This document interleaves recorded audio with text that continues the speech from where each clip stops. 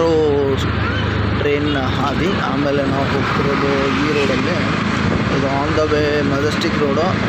Actually ಈಗ time ಆಗಿದೆ 5 ಗಂಟೆ 52 ನಿಮಿಷ ಏನೋ ಆಗಿದೆ.